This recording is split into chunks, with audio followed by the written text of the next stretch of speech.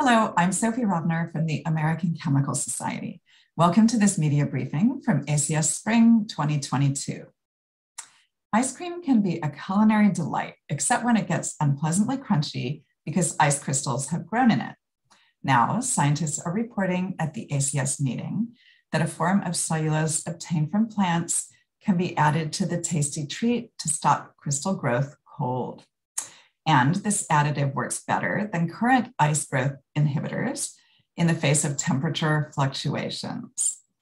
The findings could be used to help other frozen foods better endure cold storage and could maybe even be extended to preserving donated organs and tissues. To give us more insight on this work, we're joined by Dr. Tao Wu and Min Li from the University of Tennessee. Thank you for joining us today. Glad to be here. Thanks for having us. First, I'd like to ask what problem you were trying to solve with this research. We are trying to solve the problem of ice growth in frozen foods, such as ice cream. Freshly made ice cream contains tiny ice crystals, but during storage and transport, small ice crystals melt and large ice crystals form. This ice growth process is called ice recrystallization. Ice recrystallization will result in a grainy, icy texture, reducing consumer appeal. So controlling the growth of ice crystals is the key to obtaining high-quality ice cream. In our research, we are trying to develop a carbohydrate-based antifreeze material that can stop the growth of ice crystals in ice cream. Potentially, we hope our work can also solve the problem of ice growth in cryopreservation, where the growth of ice crystals can lead to cell damage or death. How did you investigate this? We are inspired by the structure and functionality of antifreeze proteins. These proteins are produced by cold-tolerant fishes, insects, and plants. They are very effective as recrystallization inhibitors. It has been suggested that the antifreeze activity of these proteins is associated with an amphiphilic structure. This means they have a hydrophilic surface with an affinity for water and a hydrophobic surface that repels water. The hydrophobic surface can bend to ice to inhibit the growth of ice crystals. In one of our past research projects, we learned that nanocelluloses also have an amphiphilic structure. So we wondered if nanocelluloses have antifreeze activity.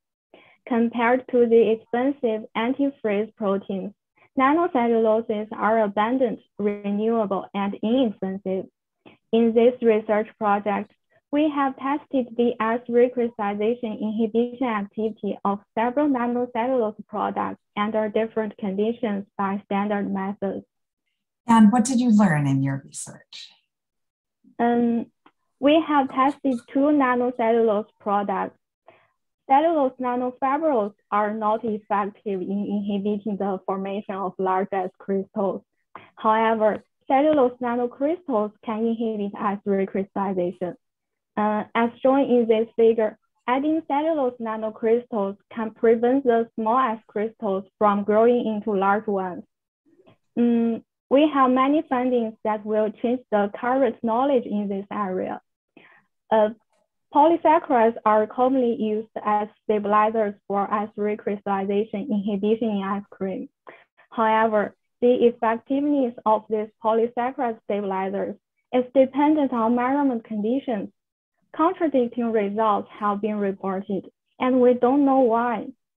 So to offer a reasonable explanation for those contradicting results, we studied the effects of sucrose concentration and storage time on the ice recrystallization inhibition activity of cellulose nanocrystals. As can be seen, cellulose nanocrystals have better activity in low and high sucrose concentrations, but less active in medium sucrose concentrations.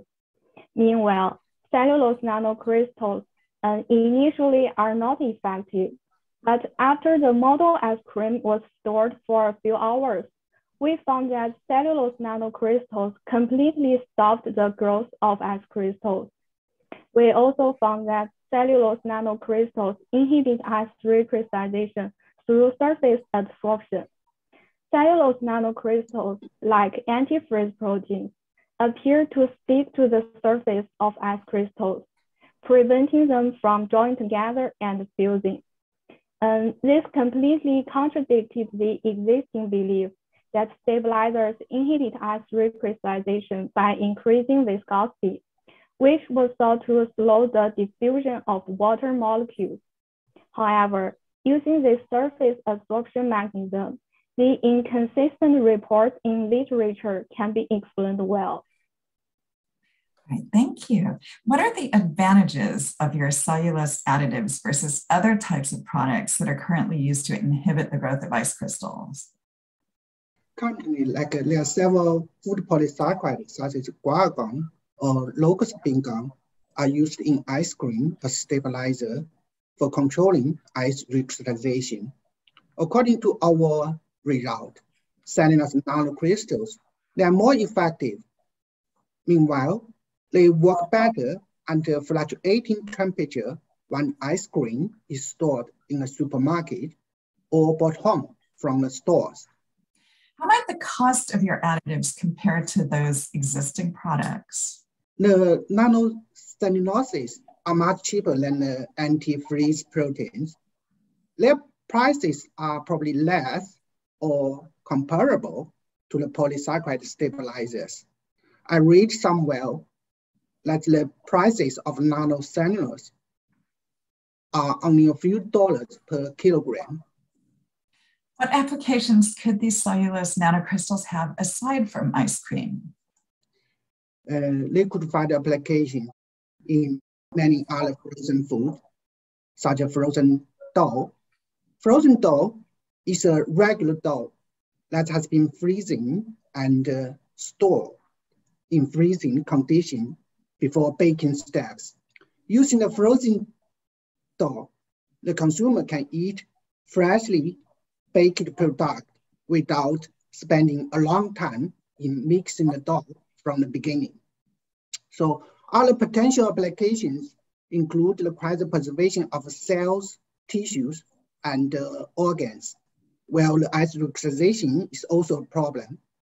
For example, in biotechnology and biomedicine, the cells are typically stored in liquid nitrogen. During the storage and the thawing process, ice recrystallization can lead to cell death or cell damage. So it has been reported that the addition of the ice recrystallization inhibitors during the cryopreservation can increase the cell variability. What will you do next? We will find a way to improve the activity of nanocellulose further and test their activity in different products, and also explore some non-food applications. So right now, our nanocellulose can be used at a concentration of 0.5 to 1%, and we want to improve their activity to be used at a level of 0.1%. When could these additives reach the market? The time could be very soon, and probably 3 to 5 years. Would any FDA approvals be needed? Yes, to be used in food, their toxicity data will be reviewed by the FDA. But however, I don't have any concern about their toxicity. According to the literature I read, I believe they are safe to be added into food. In closing, what do you want viewers to take away from your talk? Okay, first, food science is not cooking, okay? It is a multidisciplinary field that uses chemistry, biology, and engineering to solve real-world problems in the production of food. For example, we must use a good chemistry knowledge to produce high-quality ice cream.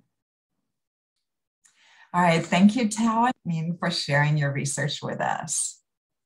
You are welcome. Thank you. Be sure to check out our other media briefings for ACS Spring 2022, which will be posted throughout the meeting at www.acs.org/ACS Spring 2022 briefings.